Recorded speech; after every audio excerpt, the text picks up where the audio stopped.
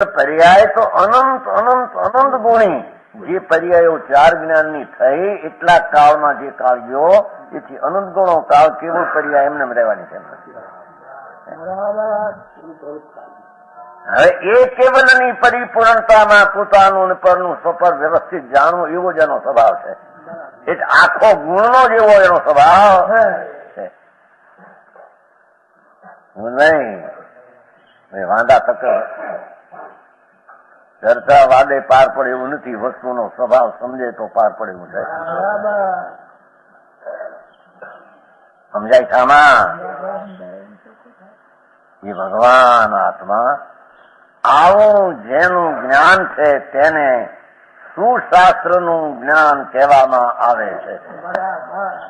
એનાથી વિરોધ છે તેને સામા શાસ્ત્ર આચા હોય તો પણ તેને કુશાસ્ત્રનું જ્ઞાન છે એમ કહેવામાં આવે.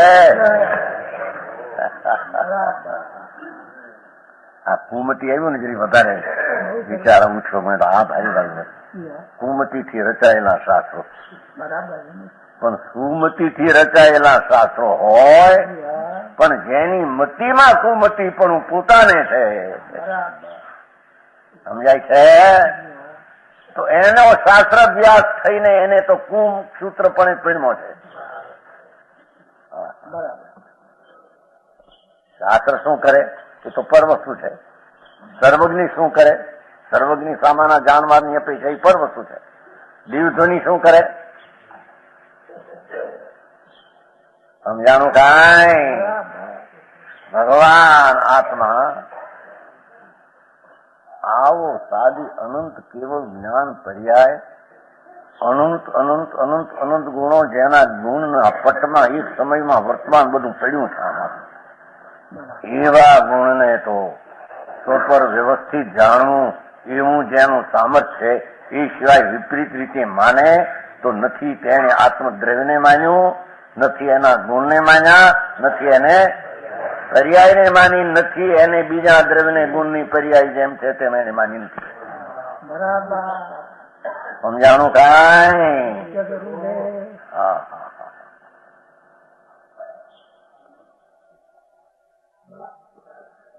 એટલું આવ્યું.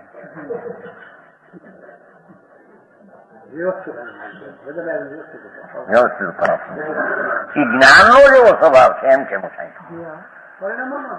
આનો પરિણમનનો સ્વભાવ જ્ઞાનનો એવો કે એને જાણવું એ પણ સામે વ્યવસ્થિત હોય ત્યારે જ્ઞાન જાણે એક સમય બધું આમ નામ જાણે એટલે એનો હા હા હા એ દ્રવ્યનું વ્યવસ્થિતપણું, એના ગુણોનું વ્યવસ્થિતપણું, એની પર્યાયનું વ્યવસ્થિતપણું.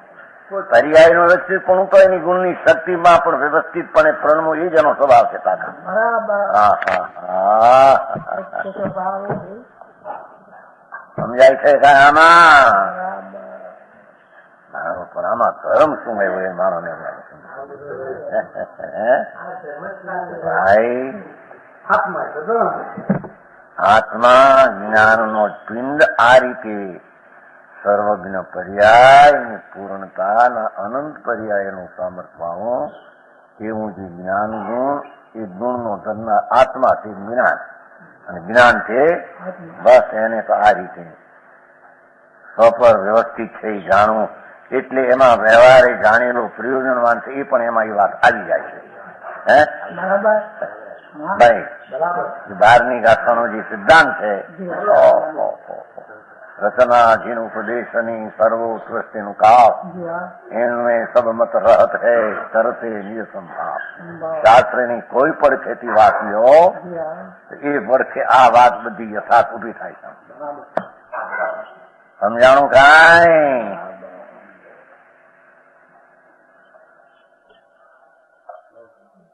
એ વસ્તુ વ્યવહારે જાણેલો પ્રયોજનવાન કીધો ભગવાન કુંકુંદાચાર્ય 12મી ગાથામાં એના જ વાંધા ઉઠ્યા.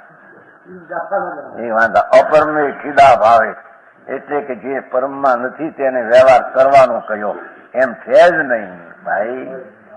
હા હા હા. જે પૂર્ણ દશામાં કેવલ્યાદિ દશામાં સ્થિત નથી એને અધૂરી દશામાં જે જ્ઞાનમાં ઓલો રાગ બાકી એને જાણવાની જ્ઞાનની દશા જ એવી રહે છે. પોતાની વ્યવસ્થિત ને રાગ પણ તેને જાણવાનો એટલો ભાગ રહી જાય. આ તરીકે સ્વદ્રવ્યની પર્યાયનો રાગ તરીકે કેવળીને એ રહેતો નથી. બરાબર. સમજાણું કાંઈ?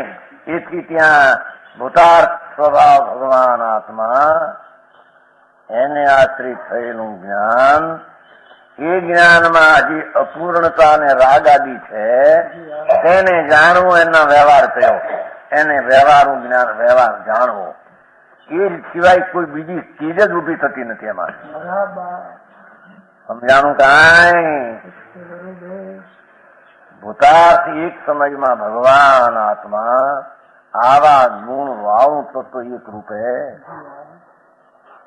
એની દ્રષ્ટિ થતા એ દ્રષ્ટિ વાળું અંદર જ્ઞાન એને અપૂર્ણતા અધૂરા છે, એથી તેને વ્યવહાર જાણેલો પ્રયોજનવાન કહેવામાં આવ્યું છે. કેવળીને એ નથી,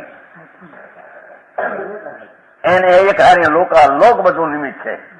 બસ આટલી વાત છે, બીજું કઈ છે નહીં. ધર્મચંદજી, હવે અહીંયા ગ્રહિત મિથ્યા જ્ઞાન નું લક્ષણ આથી ઊંધું બે છે એમાં. સમજાય છે કાંઈ? એકાંતવાદ દૂષિત સમસ્ત વિષયાદિક પોષક અપ્રશસ્ત કપિલાદિ રચિત શ્રુતકો અભ્યાસ કુમતી એમ છે ને એમાં શું છે એમાં? હા, એમાં છે કુમતી ન વિરચિત શ્રુતકો અભ્યાસ શું હે કુબોધ બહુ દે ન ત્રાસ. એકાંતવાદ, એકાંત રૂપ કથનથી દૂષિત ખોટા, એટલે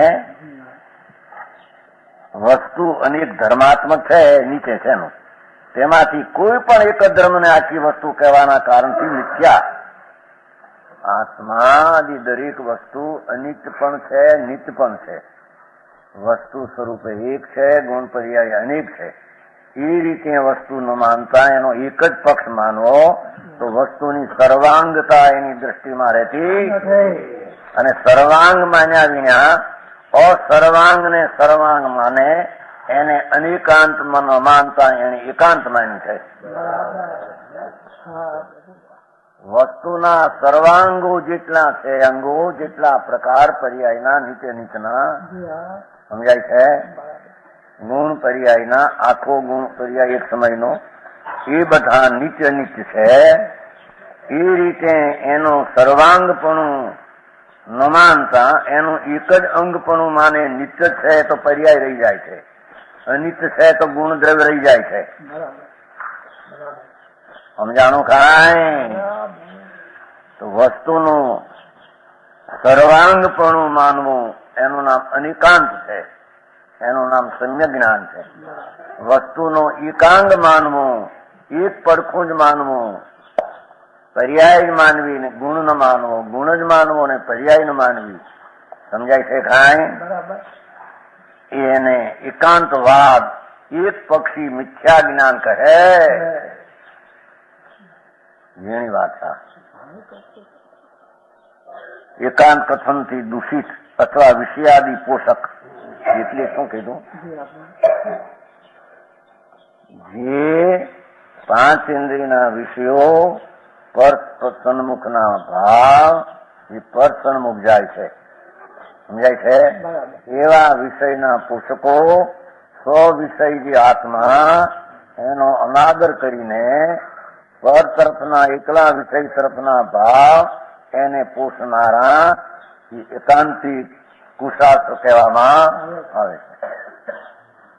સમજાણું કાંઈ?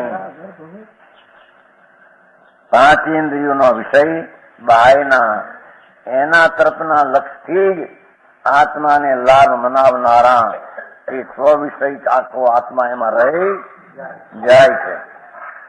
સમજાણું કાંઈ?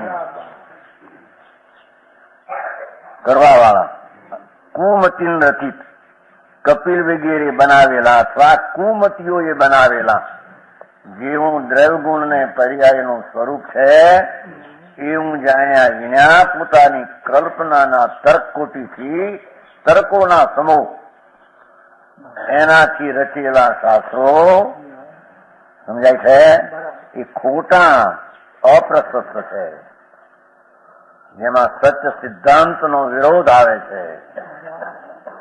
સમજાય છે? એ બધા શાસ્ત્રોનો અભ્યાસ કરવો, એ આ ધર્મ બુદ્ધિ અભ્યાસ કરવો, આમાંથી જ્ઞાન મળશે. એમાં પણ સમ્યક જ્ઞાનના એ શાસ્ત્રો છે એમ જાણીને અભ્યાસ કરવો. આમ અભ્યાસ કરે એ તો કુશાસ્ત્ર ગમે એવા હોય. સમજાય છે? એને શાસ્ત્ર જાણીને અભ્યાસ કરવો. પઢવા બીજા પાસે, પઢાવવા બીજાને ભણવા, એ બીજા પાસે સાંભળવા. સારી વાત ભાઈ. એ કુશાસ્ત્રો જેમાં એકાંતપણું છે, જેમાં અનેકાંત વસ્તુ સિદ્ધ થતી નથી, એને સંભળાવવા. એવા કુશાસ્ત્રોને જગત પાસે સંભળાવવા એ બધા મિથ્યા જ્ઞાનનું પોષણ છે. સમજાણું કાંઈ? તે કુબોધના મિથ્યા જ્ઞાન છે. જો તે ઘણા દુઃખને આપવા વાળું છે, એ ત્રાસદાયક છે. કુબોધ બહુ દેન ત્રાસ. સમજાણું કાંઈ? એક આમાં અર્થ કર્યો છે ભાઈ, આમાં બીજો આમાં ક્યાં આમાં આમાંથી એવો જ કર્યો છે ત્રીજા પૂરું થયા પછી. આમાં કે મિથ્યા દર્શન ને મિથ્યા જ્ઞાન કે વિદ્યમાન રહેતે હુએ, એટલે આ તો આપણું નથી પણ પેલાનો આધારનું છે. એ જરીક આમાં નાખ્યું. આ એક છે વિરાસન, એનું બને કે જે આવી કુશાસ્ત્રનું જ્ઞાન અને मिथ्या दर्शन एना विद्यमान रहते हुए मनुष्य चारित्र के नाम पर जो कुछ भी धारण करता है, चारित्र ने नाम पर मिथ्या श्रद्धा और मिथ्या ज्ञान है, एवा एना ऊपर चारित्र ना नाम पर व्रत आदि, व्रत नियम उपवास आदि करता है, उसे ग्रहित मिथ्या चारित्र कहा गया है. સમજાણું કાંઈ? આવું જે જ્ઞાન છે મિથ્યા, જે 13માં ચાલે એ પેલા મિથ્યા દર્શન ચાલે. એવા મિથ્યા દર્શન ને મિથ્યા જ્ઞાન સહિત વાવો જીવ કોઈ ચારિત્ર ધારણ કરે, એટલે કે વ્રત ને નિયમ ને અપવાસ આદિ ધારણ કરે, એ બધા કુચારિત્ર છે. કોઈ પોંદગઢ વાળે લખ્યું એમ નથી. અહીં તો આ પેલા આમાં લખ્યું એમાં છાપું. અરે ભગવાન શું કે જો આમાં એ છે, જો એ લખ્યું તો જાણો ફીર જો પ્રિય વળી જેને મિથ્યા શ્રદ્ધા જ્ઞાન સહિત મિથ્યા અગ્રહિત હો કે ગ્રહિત હો, એના સહિત જેને ચારિત્ર ધારણ કર્યું છે, એ ચારિત્ર કેવા? વ્રત ને અપવાસ આદિ ક્રિયા, व्रत नियम उपवास चौव्यार सामायिक पवन वगैरह मान नाम मानने, ये ग्रहित मिथ्याचार्य कहा जाता है. एने तो ग्रहित मिथ्याचार्य